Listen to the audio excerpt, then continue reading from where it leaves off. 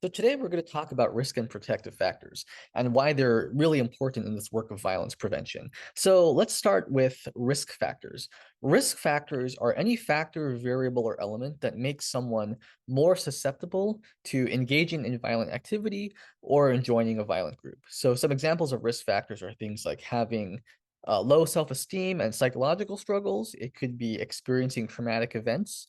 It could be having a very black and white, us versus them mentality and way of viewing and understanding the world. It could be previous exposure to violence. It could be being a part of a network of actors who espouse violence or support violent norms or means of social change, right? These are all of the factors that can make someone more vulnerable to joining a violent group or engaging in violent activity, right? So then let's look at protective factors. Protective factors are the opposite of risk factors. They're any factor that decreases the likelihood that someone might engage in violent activity. They're all positive qualities and virtues and traits that we want to cultivate in ourselves and in our communities. So protective factors are things like having high self-esteem, being a part of a community that loves you and cares about you, right? Feeling included, feeling like your voice is heard, having access to mental health resources, having access to material supports, having a nuanced and complex, multi-dimensional way of viewing the world instead of a black and white us versus them type of mentality, right? Feeling like you have some like a path in life that can work for you. These are all of the protective factors that we want to increase. So why are risk and protective factors and understanding them important in this work of violence prevention?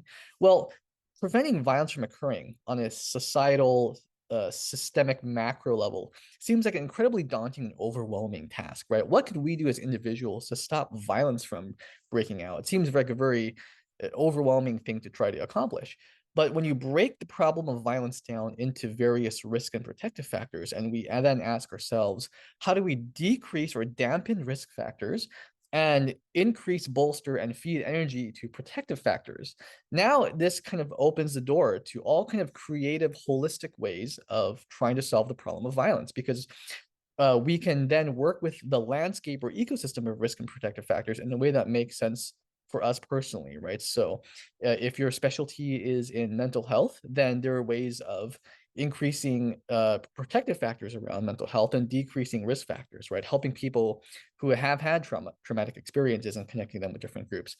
If your expertise is around connecting people with material resources, then you can help someone with that, right? If someone's risk factor is spending too much time on the internet because they're socially alienated, you can say, hey, let's hang out and go for a walk and go fishing and spend time in nature and do something together. So you're not just spending all this time, radicalizing yourself on various social media content on the internet, right? So when you break things down to risk and protective factors, they empower us and open up more options and ways of solving this very wicked and complex problem of violence in society.